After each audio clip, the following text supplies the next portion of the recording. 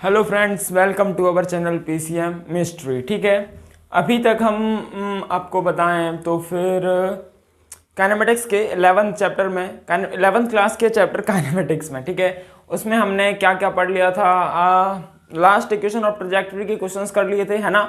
Last जो concept है that is equation of trajectory, ठीक है, जो लास्ट क्लास में डिस्कस किया था। इक्वेशन ऑफ ट्रैजेक्टरी के बाद हमने कुछ नहीं डिस्कस किया था, ठीक है। सिंपल सी अगर पोजीशन वेक्टर दे रखे थे वो वाले क्वेश्चन सॉल्व कर लिए, और आगे हमने जो भी टिपिकल वैरायटी और टिपिकल क्वेश्चन सॉल्व किए थे इस पोजीशन वेक्टर वाले, डिस्प्लेसमेंट वाले, वो सारे क्वेश्चंस कर लिए थे, ठीक है। लास्ट क्वेश्चन मुझे जहां तक याद है डिस्प्लेसमेंट वाला था जिसमें आंसर -5 मीटर आया था, ठीक है ना। हाँ वही क्वेश्चन था लास्ट। उसके बाद हम अब आगे चलते हैं। अब हम एक्सीलरेशन के बारे में पढ़ने वाले हैं। किसके बारे में पढ़ने वाले हैं? एक्सीलरेशन के बारे में पढ़ने वाले हैं। तो याद रखना। देन अब हम बताएं कि एक्सीलरेशन के बारे में सबसे पहले तो आगे आप टॉपिक लिख लीजिए एक्सीलरेशन।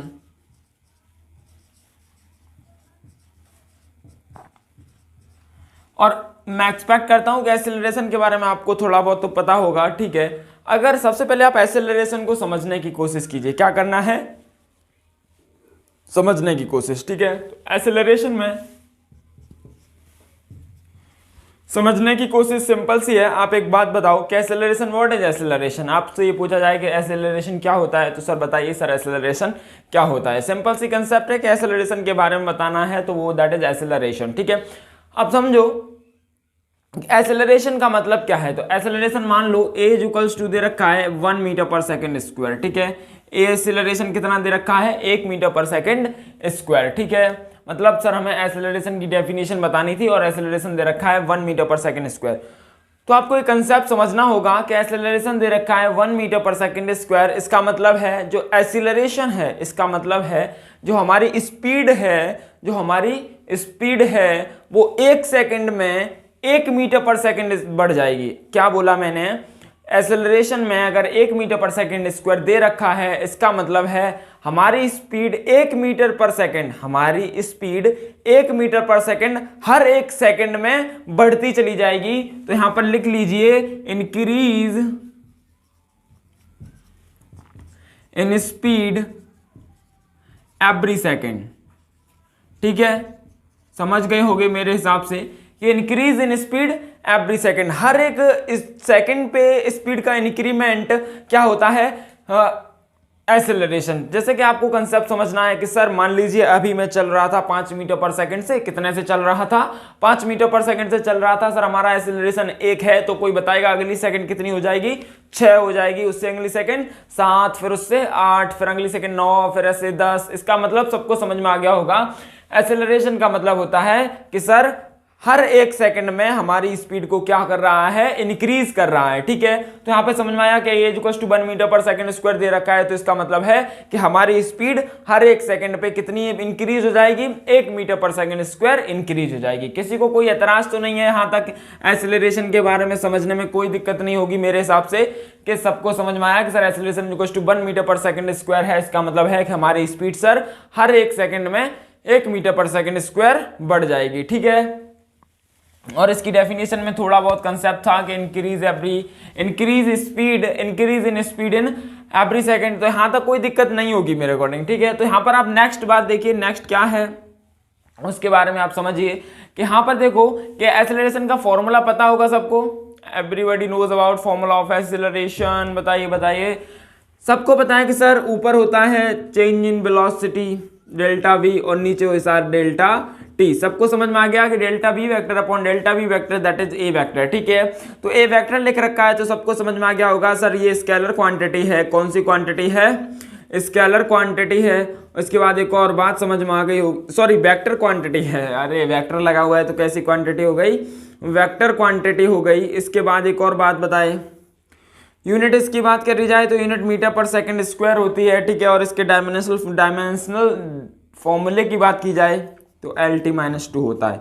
यहां तक तो सबको समझ में आ गया होगा क्योंकि मीटर का L होता है, सेकंड का T होता है, तो LT-2 इसका डायमेंशनल फॉर्मूला हो गया है। एक्सेलरेशन वेक्टर क्वांटिटी है, मीटर पर सेकंड स्क्वायर है, LT-2 है। और एक्सेलरेशन का मतलब समझ में आया कि सर हर 1 सेकंड पे हमारी स्पीड का इंक्रीमेंट क्या होता है?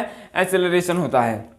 हर एक सेकंड पे अपनी स्पीड का इंक्रीमेंट क्या होता है, एक्सेलरेशन। तो 1 मीटर पर सेकंड है, स्क्वायर है, इसका मतलब है कि सर हर एक सेकंड में हमारी स्पीड कितनी इंक्रीज हो जाएगी, 1 मीटर पर सेकंड। 1 मीटर पर सेकंड हर एक सेकंड पे क्या हो जाएगी, इंक्रीज हो जाएगी। ठीक है, इसे एवरेज एक्सेलरेशन बोलते हैं, याद रखना, दैट इज एवरेज एक्सेलरेशन। आपको मुझे उम्मीद है कि इंस्टेंटेनियस और एवरेज के बारे में दोबारा नहीं समझाना पड़ेगा, क्योंकि इंस्टेंटेनियस और एवरेज हमने वेलोसिटी में काफी अच्छे से समझ रखा था। ठीक है, तो सिंपल सी बात है, a vector equals to delta v upon delta t, here a vector is the average acceleration. ठीक है, इसके बाद अगला पॉइंट है दैट इज इंस्टेंटेनियस एक्सेलरेशन। तो सबको कोई दिक्कत ना हो कि सर डेल्टा टी को बहुत छोटा कर लीजिए, इंस्टेंटेनियस एक्सेलरेशन हो जाएगा सर। इसका मतलब है सर डेल्टा टी आप टेंडिंग टू 0 कर दीजिए और लिमिट लगा दीजिए, तो ये हो जाएगा sir limit delta t tending to 0 और ऊपर हो जाएगा sir delta v upon delta t. किसी को कोई दिक्कत नहीं है ना?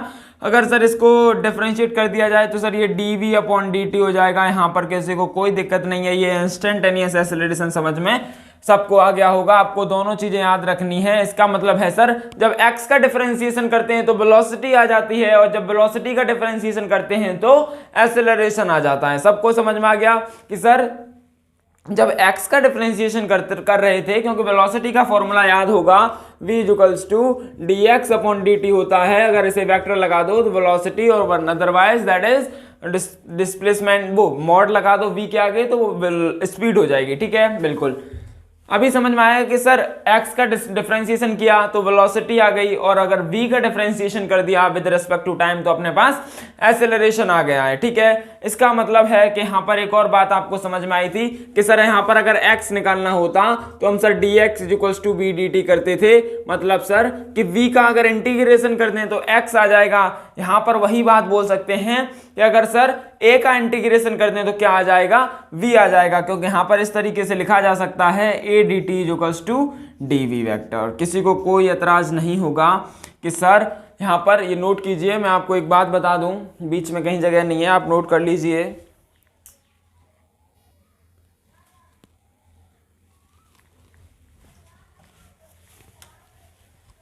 तो यहाँ पर आपने ये वाली चीज नोट कर ली होगी कि dx equals to integral v dt, और सर ये वाली बात हमको समझ में आ गई है। इसके बाद मैं आपको जो बताने वाला था वो समझिए कि आपको डायरेक्टली समझ में आ जाएगी, क्योंकि वो चीज मैं आपको आगे पढ़ाऊंगा कि 25 रिलेशन होते हैं इसके।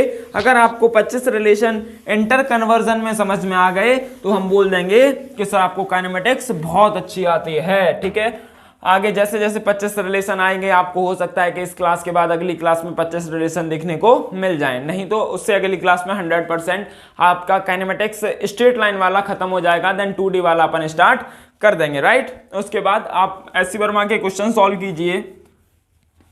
मैं एक्सपेक्ट करता हूं कि एससी वर्मा के लेवल का तो मैं पढ़ा रहा हूं, तो एससी वर्मा तो आपसे सॉल्व हो जाएगी। अगर आईआईटी के क्वेश्चंस मिलते हैं तो वो भी ट्राई कीजिए, क्योंकि मैं आईआईटी के लेवल का पढ़ाने की कोशिश कर रहा हूं। ठीक है, इसके बाद एक सिंपल सी बात है, यहां पर समझ लीजिए कि एक्सेलरेशन के बारे में था। आपको एक बात बताओ कि sir acceleration, velocity and x, यहां तक कोई दिक्कत नहीं है। ए वी एक्स में किसी को कोई एतराज नहीं है। इसमें देखो अगर सर यहां पर x का डिफरेंशिएशन कर दो, x का क्या कर दो, डिफरेंशिएशन कर दो, तो अपने पास वेलोसिटी आ जाती है, और सर v का डिफरेंशिएशन कर दो तो एक्सेलरेशन आ जाता है। किसी को कोई दिक्कत नहीं है। ये सब विद रिस्पेक्ट टू टाइम के फंडामेंटल्स चल रहे हैं, with respect to time. Sir x का डिफरेंशिएशन किया तो वेलोसिटी आ गई, वेलोसिटी का डिफरेंशिएशन किया तो एक्सेलरेशन आ गया। ठीक है, अगर सर उल्टा कर दें, एक्सेलरेशन का इंटीग्रेशन कर दें, क्या कर दें, इंटीग्रेशन कर दें, तो अपने पास वेलोसिटी आ जाएगी, और अगर वेलोसिटी का इंटीग्रेशन कर दें तो अपने पास क्या आ जाएगा, x आ जाएगा। इंपॉर्टेंट है कि all are with respect to t, all are with respect to t. मतलब सर डिफरेंशिएशन भी टाइम के रेस्पेक्ट में करना है, इंटीग्रेशन भी टाइम के रेस्पेक्ट में करना है, तो अपने पास सारी चीजें आ जाएंगी। आपको ये इंटर कन्वर्जन थोड़ा याद रखना, क्योंकि अभी हम ये तो सिर्फ कितने इंटर कन्वर्जन हुए, a v, v x, x v, v a, v x, a v, इस तरीके से 4-5 इंटर कन्वर्जन हो पाए सिर्फ।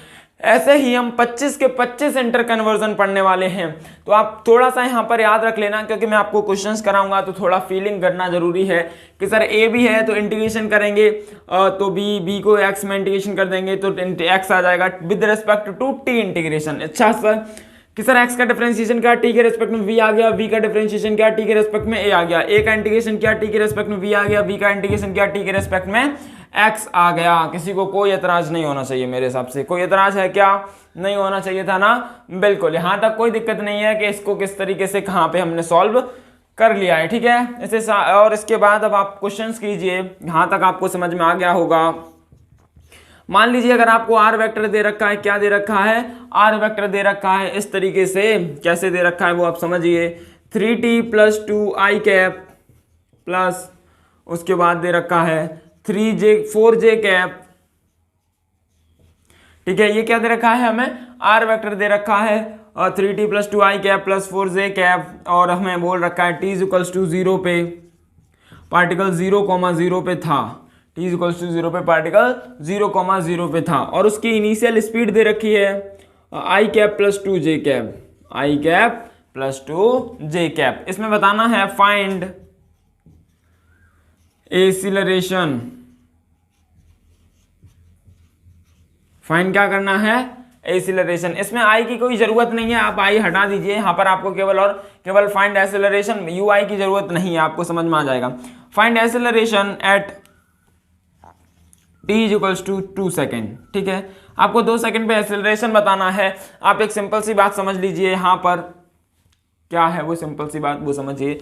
अगर आर वेक्टर दे रखा है तो हमें सबसे पहले dr वेक्टर अपॉन dt देना होगा, क्योंकि आर वेक्टर से आर एक्स ही तो है, एक्स वेक्टर से हमें ए पे पहुंचना है, तो हमें 2 बार डिफरेंशिएशन करना पड़ेगा। इसका मतलब है सर इसका 2 बार डिफरेंशिएशन करना पड़ेगा, तो सबसे पहले 3i कैप आ जाएगा प्लस ये 0 हो जाएगा, और सर दोबारा जब डिफरेंशिएशन करेंगे सर db वेक्टर अपॉन, क्योंकि ये v के इक्वल हो गया db अपॉन dt, तो ये कितना आ जाएगा, 0 आ जाएगा, क्योंकि ये सब 3 का क्या हो गया, कांस्टेंट हो गया, ठीक है। आपको समझ में आ गया होगा, यहाँ पर ये 0 हो गया। तो मैं आपको और एक क्वेश्चन इसी में ऐड कर देता हूँ। अगर आपको ये 3tq दे रखा है, क्या दे रखा है, 3tq, और इस साइड दे रखा है 4t² i cap j cap, ठीक है। आपको अगर इसका क्वेश्चन निकालना है, इसका आंसर निकालना है, तो सबसे पहले आप समझिए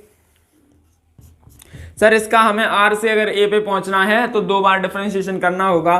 तो सबसे पहले डिफरेंशिएशन किया तो 3 3 9t² प्लस 2 का 0 हो जाएगा, तो सर i कैप प्लस इसका किया तो 8t और j कैप = क्या आ गया, हमारे पास b वेक्टर आ गया, क्योंकि पहली बार डिफरेंशिएशन करने से हमारे पास v वेक्टर आ जाता है। सर दूसरी बार डिफरेंशिएशन करने पे a वेक्टर आ जाएगा, that is 18t i cap plus 8j cap. यहाँ तक कोई एतराज नहीं होगा। t का हमें 2 सेकेंड वैल्यू पुट कर दी जाए तो 36i cap plus 8j cap. यहाँ तक कोई दिक्कत नहीं होगी आप लोगों को। पिछला वाला क्वेश्चन थोड़ा सा उसमें t कम वेरिएबल लिख दिया, इस वजह से 0 आ गया। यहाँ पर आपको समझ में आ गया होगा, सॉल्व करने के बाद हमारे पास एक्सेलरेशन आ चुका है, ठीक है। आप ये भी नोट कर लीजिए, नोट कर लीजिए। मैं आपको अगला क्वेश्चन बताता हूँ, इसको हटा दें क्या, बिल्कुल आपने लिख लिया होगा, ठीक है। एक एक्स्ट्रा क्वेश्चन आप लिख लीजिए यहीं पे, एक क्वेश्चन आपको मैं सॉल्व कराने वाला हूं। तो क्वेश्चन कुछ इस प्रकार है, हमें एक्सेलरेशन दे रखा है, acceleration = 3t - 2i cap, 3t - 2i cap plus 4j cap, ठीक है। 3t - 2i cap plus 4j cap, हाँ 3t - 2i कैप, बिल्कुल इसमें वेरिएबल का कोई टेंशन नहीं है। तो t = 0 पे पार्टिकल 0,0 पे था, और u इनिशियल दे रखा है i cap plus 2j cap, ठीक है। u इनिशियल कितना दे रखा है i cap plus 2j cap दे रखा है। तो इसमें बताइए फाइंड, हमें r वेक्टर बताना है, find r vector eight t = 5 second, ठीक है। ट्राई कीजिए, सॉल्व कीजिए, आपको समझ में आ गया। सर a से हमें कहां पे पहुंचना है, x पे। सर a इधर था, x इधर था, मतलब सर एक बार इंटीग्रेशन करेंगे तो b पे पहुंच जाएंगे, दूसरी बार इंटीग्रेशन करेंगे तो x पे पहुंच जाएंगे।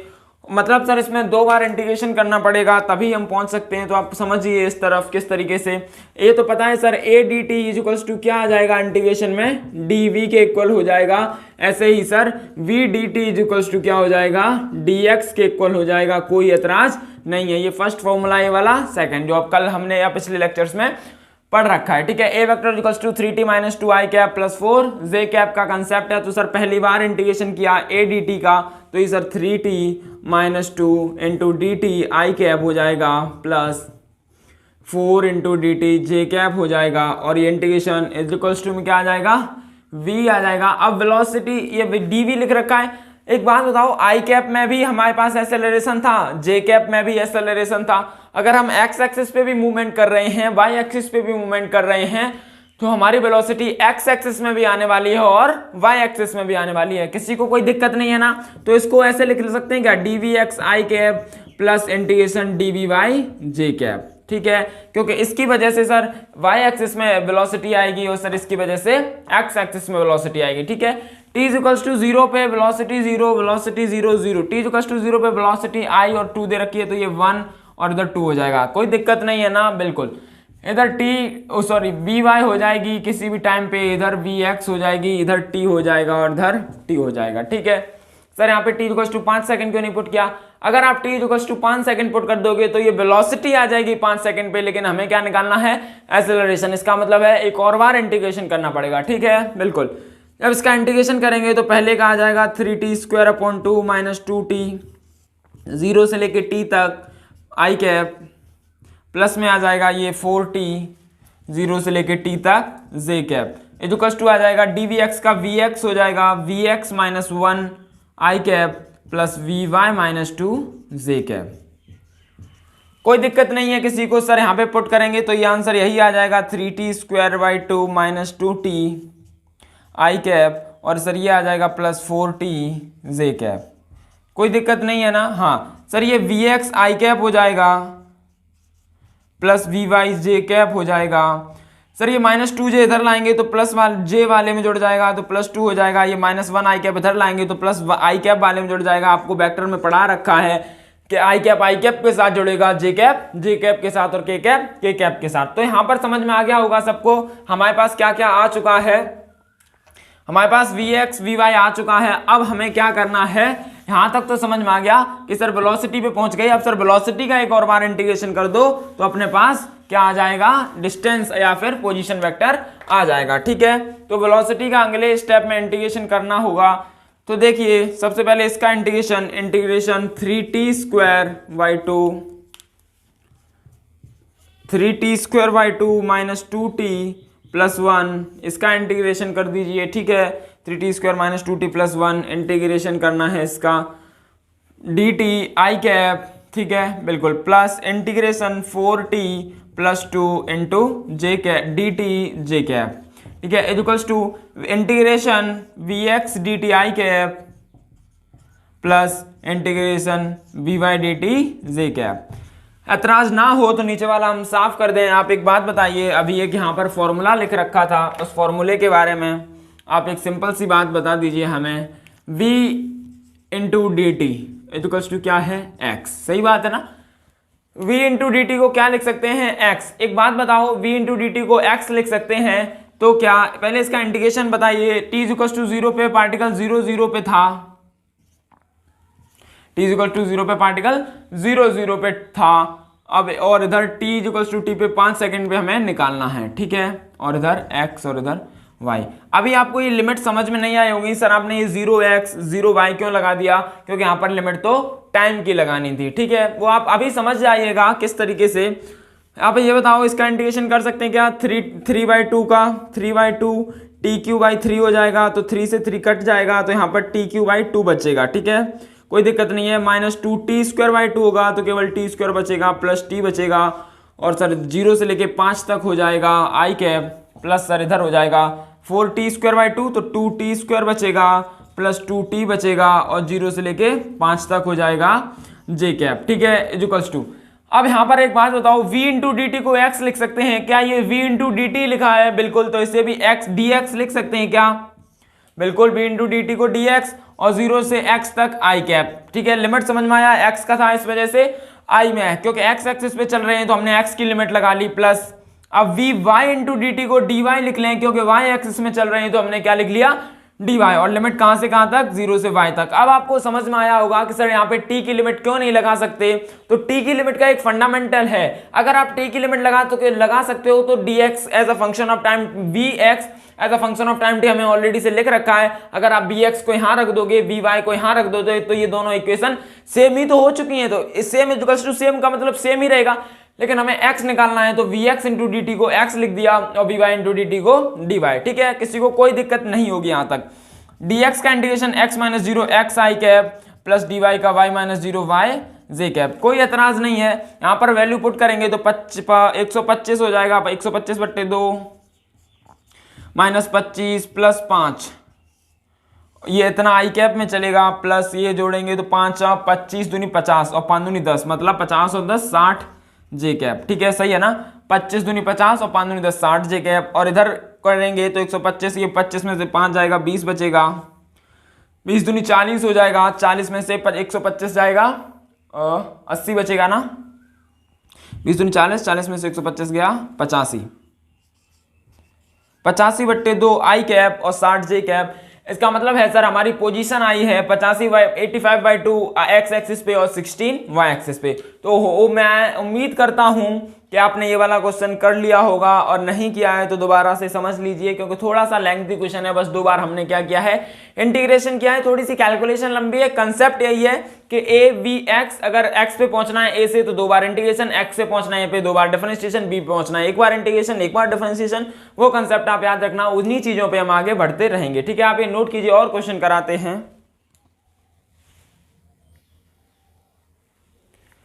ठीक है, आपने ये नोट कर लिया होगा, इसमें हम आपको और कुछ बताने वाले थे। हाँ, तो यहाँ तक समझ में आया कि एक्सेलरेशन का सिंपल सा फंडामेंटल हमें समझ में आ गया कि सर एक्सेलरेशन होगा, तो एक्सेलरेशन कैसी क्वांटिटी है, ये वाली बात आप सबको समझ में आ गई होगी। एक्सेलरेशन वेक्टर क्वांटिटी है, एक्सेलरेशन वेक्टर क्वांटिटी है, तो सर इसका मैग्नीट्यूड एंड डायरेक्शन दोनों पता होना जरूरी है। ठीक है, अगर हमें पता है तो a vector is equals to d b vector upon d t लिख दें तो कोई दिक्कत नहीं है। ठीक है, क्या ये वाली बात ट्रू है कि एक्सेलरेशन, डायरेक्शन आगे लिख लो, direction of acceleration is same as velocity? क्या ये बात सही है कि acceleration is same as, direction of acceleration is same as velocity? ये ट्रू है या फॉल्स है? तो आप बता देना कि ये वाली बात गलत है। क्या है? फॉल्स है। कैसे है वो देखो, मान लो हमारा पार्टिकल इस तरफ भाग रहा है 40 मीटर पर सेकंड से, कितने मीटर पर सेकंड से? 40। हमारा एक्सेलरेशन इस साइड है कि 1 मीटर पर सेकंड। ठीक है, 1 मीटर पर सेकंड स्क्वायर। ठीक है, अब आपको एक बात पता है, 40 मीटर पर सेकंड 1 मीटर पर सेकंड स्क्वायर, तो एक टाइम यहाँ पर आएगा, यहाँ पर कितना हो जाएगा 1 सेकंड बाद 39 मीटर पर सेकंड, लेकिन एक्सेलरेशन अभी भी 1 मीटर पर सेकंड स्क्वायर है, और आगे जाएगा तो यहाँ पर आ जाएगा 38, लेकिन एक्सेलरेशन अभी भी क्या है, पीछे की तरफ 1 मीटर पर सेकंड स्क्वायर। हमारा वेलोसिटी आगे की तरफ आ चुका है। तो इसका मतलब है सर एक्सेलरेशन की डायरेक्शन वेलोसिटी की डायरेक्शन में नहीं होती, तो सर क्या होती? एक बात बताओ कि यहाँ पर 38 में से 39 घटाएंगे, फाइनल माइनस इनिशियल करेंगे तो कितना आ जाएगा, माइनस का 1 मीटर पर सेकंड। इसका मतलब है वेलोसिटी चेंज इस तरफ आया, यहाँ पर घटाएंगे तो यहाँ पर भी -1 मीटर पर सेकंड आया, इसका मतलब वेलोसिटी चेंज इस तरफ आया। इसका मतलब सर वेलोसिटी में चेंज है वो एक्सेलरेशन की डायरेक्शन में आ रहा है। तो यहां पर ये वाली बात ध्यान रखना कि direction of acceleration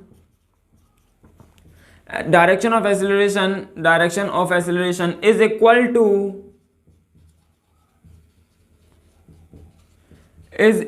to change in velocity. समझ गए होगे मेरे हिसाब से। Direction of acceleration is equals to change in velocity, मतलब वेलोसिटी में चेंज होने की वजह से acceleration is equals to change in velocity. Velocity में चेंज की वजह से क्या हो रहा, जो वेलोसिटी में चेंज हो रहा है उसकी जो डायरेक्शन है वही डायरेक्शन किसकी होगी, एक्सेलरेशन की होगी। जैसे कि सर यहाँ पर ये डायरेक्शन थी वेलोसिटी की तो ये है, लेकिन चेंज की डायरेक्शन इस तरफ है, और हमने देखा हमारे एक्सेलरेशन की भी डायरेक्शन इस तरफ है। तो याद रखना वेलोसिटी की और एक्सेलरेशन की डायरेक्शन सेम नहीं होती, लेकिन चेंज इन वेलोसिटी की डायरेक्शन एक्सेलरेशन से सेम हो सकती है। ठीक है, कोई दिक्कत नहीं है यहाँ तक। a equals to d v vector upon d t vector लिख लिया। यहाँ पर v वेक्टर का मतलब कुछ नहीं है, बस ये याद रखना कि यहाँ पर चेंज इन वेलोसिटी की डायरेक्शन एक्सेलरेशन की सेम होगी, एक्सेलरेशन की डायरेक्शन सेम नहीं हो सकती। ठीक है, ये वाली बात आपको समझ में आ गई होगी। तो मैं आगे बढ़ जाऊं, थोड़ा सा आपसे 1-2 क्वेश्चन पे डिस्कशन कर लिया जाता है। ठीक है, 1-2 क्वेश्चन पे डिस्कशन कर लेते हैं। तो उनमें सबसे पहला क्वेश्चन ये बोलो कि सर एक्सेलरेशन अगर 0 है, कि अगर एक्सेलरेशन 0 है इसका मतलब ये होता है सर वेलोसिटी 0 होगी। ट्रू है या फॉल्स है? कि सर एक्सेलरेशन जीरो है, इसका मतलब ये है क्या वेलोसिटी जीरो होगी। ये वाली बात ट्रू है या फॉल्स है? ये वाली बात फॉल्स है, ये वाली बात फॉल्स है। कैसे सर, कैसे कैसे कैसे? आपको पता है कि sir a vector equals to delta v vector upon delta t, ठीक है ना, सही बात है ना। मान लो ये वाला कोई पार्टिकल है, यहाँ से मूवमेंट करना स्टार्ट किया, यहाँ पर इसकी v मीटर पर सेकंड थी, यहाँ पर भी इसकी v मीटर पर सेकंड थी, यहाँ पर टाइम t लगा है। अगर कोई पूछे इसका एक्सेलरेशन बताओ तो क्या हो जाएगा, v minus v upon t is equals to zero upon t is equals to zero. क्या बोले सर? इसका मतलब है कि सर ये कांस्टेंट वेलोसिटी से भाग रहा था सर, v थी फाइनल और इनिशियल, कांस्टेंट वेलोसिटी से भाग रहा था और हमारा एक्सेलरेशन क्या हो जाएगा, जीरो हो जाएगा। इसका मतलब a is equals to zero का मतलब ये कतई नहीं होता है कि sir v is equals to zero है। यहां पर समझ लीजिए, इसका मतलब जो होता है वो होता है v is equals to constant है। कोई दिक्कत नहीं होगी मेरे हिसाब से। क्या है, v vector is equals to constant. आपको एक बात फील हुई होगी कि मैंने यहां पर v नहीं लगाया, v वेक्टर लगाया है। v vector is equals to क्या है, कांस्टेंट है, ठीक है। वो आपको समझ में आ जाएगा थोड़ी देर में, ठीक है, वो आपको समझ में आ जाएगा, डोंट वरी। याद रखना कि v vector is equals to क्या है, कांस्टेंट है। अगर समझना है तो एक बात बताइए, मान लीजिए ये पहले पार्टिकल यहाँ पर मूवमेंट कर रहा था और वो पलटी मार के अगर इधर साइड आ चुका है, तो अब तुम्हारी v और v अलग चेंजेस हैं क्योंकि ये इस तरफ मूवमेंट कर रहा है। अब v कांस्टेंट नहीं है, वेलोसिटी कांस्टेंट तब तक बोलेंगे जब तक डायरेक्शन सेम है। यहाँ पर इस तरफ थी, अगर सेम नहीं है तो नहीं बोल सकते वेलोसिटी कांस्टेंट है। याद रखना एक्सेलरेशन का कंसेप्ट। ये वाली बात समझ में आ गई कि एक्सेलरेशन जीरो हो, एक्सेलरेशन वो वाली बात आगे पढ़ोगे आप एक्सेलरेशन में, उसका कंसेप्ट आप अभी मत सीखिए। एक्सेलरेशन जीरो होने का मतलब ये नहीं है कि बी वेक्टर हमारा जीरो है। एक्सेलरेशन जीरो होने का मतलब है बी वेक्टर हमारा कैसा है, कांस्टेंट है। एक्सेलरेशन जीरो होने का मतलब है बी वेक्टर हमारा क्या है, कांस्टेंट है। जो मैंने अभी बताया आपको कि सर ये वापस आ जाएगा, इसका मतलब है यहाँ पर एक्सेलरेशन जीरो नहीं है, ठीक है। तो वो चीज आपको आगे एक्सेलरेशन ना जीरो में पढ़ाएंगे। अभी तो केवल इतना समझ लो कि सर एक्सेलरेशन जीरो है, इसका मतलब है बी वेक्टर बराबर कैसा है, कांस्टेंट है। सर बी जीरो नहीं बोल सकते, ठीक है। दूसरा पॉइंट है कि सर अगर v बराबर जीरो है, v बराबर जीरो है किसके लिए, at an instant, at an instant मतलब किसी इंस्टेंट पे v बराबर जीरो है, या फॉर एन इंटरवल, या फॉर एन इंटरवल। तो आपको पता होना चाहिए पहले केसेस में क्या a बराबर जीरो हो सकता है, दूसरे केस में क्या a बराबर जीरो हो सकता है। मतलब sir b vector zero instant के लिए है। हमने पलटी मारने वाले क्वेश्चन किए थे ना, उसमें एक इंस्टेंट ऐसा आता था जहां पर जीरो थी, लेकिन कुछ ना कुछ एक्सेलरेशन था। इसका मतलब है कि सर बी वेक्टर जीरो एक इंस्टेंट के लिए है तो एक्सेलरेशन जीरो है। ये वाली बात गलत है, यहां पर लिख लेना।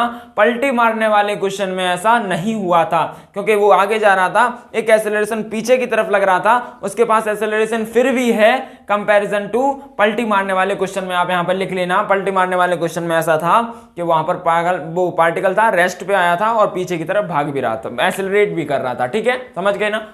लेकिन अगर इंटरवल के लिए जीरो है, मान लो यहां से कोई पार्टिकल स्टार्ट हुआ, यहां पे ये वाले पूरा इंटरवल t सेकंड का था, लेकिन यहां पर भी उसकी v जीरो थी, यहां पर भी जीरो थी, तो जीरो माइनस जीरो जीरो आएगा। तो इसके लिए ये वाली बात सही है कि अगर एक अंतराल या इंटरवल के लिए v वेक्टर जीरो है तो उसका एक्सेलरेशन क्या होगा, जीरो होने वाला है, ठीक है।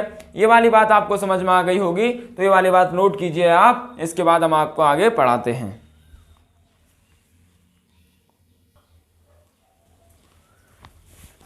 ठीक है, तो आपने ये नोट कर लिया होगा। एक छोटी सी चीज आपको और बता देता हूं और फिर हम इस लेक्चर को खत्म करेंगे और नेक्स्ट लेक्चर से स्टार्ट करेंगे थोड़े बहुत। हाँ, नेक्स्ट लेक्चर में कोशिश होगी कि आपके रिलेशंस को स्टार्ट कर दिया जाए, ठीक है, क्योंकि टाइम लग जाएगा, लेक्चर बहुत लंबा हो जाएगा, इस वजह से अभी इस लेक्चर को यहीं पे खत्म कर देंगे। एक्सेलरेशन के दो पार्ट होते हैं, एक्सेलरेशन हैज टू पार्ट्स। क्या बोला मैंने, एक्सेलरेशन के दो पार्ट्स होने वाले हैं, वो समझ लीजिए किस तरीके से।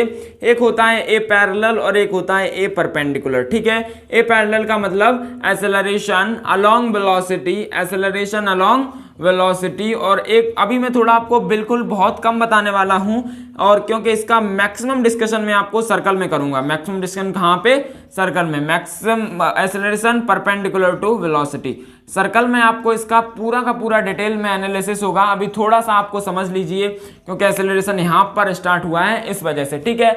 आपने प्रोजेक्टाइल मोशन के बारे में पढ़ रखा होगा, अगर थोड़ा बहुत समझ लीजिए, नहीं पढ़ रखा तो समझ लीजिए। ये प्रोजेक्टाइल मोशन होता है, इसमें अपनी वेलोसिटी इस डायरेक्शन में होती है, ठीक है। अगर एक्सेलरेशन की बात की जाए तो एक्सेलरेशन नीचे की तरफ आता है, दैट इज जी, ग्रेविटी नीचे की तरफ आएगी, सही बात है ना, बिल्कुल। यहाँ पर एक्सेलरेशन कहाँ पर आएगा, नीचे की तरफ आएगा। अगर ये वाला एंगल थीटा है, अगर हम वेलोसिटी के परपेंडिकुलर कोई लाइन ड्रॉ करें तो ये वाली लाइन हो जाएगी 90 माइनस थीटा, कोई दिक्कत नहीं है। तो ये वाली कितनी हो जाएगी, थीटा, क्योंकि ये पूरा 90 तो थीटा में से घटाया 90 माइनस थीटा, ये पूरा 90 तो 90 माइनस थीटा तो प्लस थीटा, ठीक है, बिल्कुल। इधर जी है तो इधर क्या आ जाएगा, पास वाला जी कॉस थीटा और दूर वाला जी साइन थीटा। एक बात समझ में आई कि सर जी साइन थीटा वेलोसिटी में है, वेलोसिटी के अलोंग है, या वेलोसिटी के अपोजिट को भी वेलोसिटी के अलोंग बोल सकते हैं, ठीक है। वेलोसिटी की लाइन में है ना जी साइन थीटा, हाँ, तो एक एक्सेलरेशन होता है अलोंग वेलोसिटी और एक एक्सेलरेशन जी कॉस थीटा अलोंग। अब वो जी कॉस थीटा क्या है, वेलोसिटी के परपेंडिकुलर है, ठीक है। ये वाली बात आपको समझ में आ गई होगी। इसका मैक्सिमम यूज आप सर्कल में समझ में आएगा आपको, क्योंकि इसका यूज वहीं पे सबसे ज्यादा होने वाला होता है, ठीक है। यहाँ पर समझ में आया कि सर इस तरीके से कंसेप्ट है।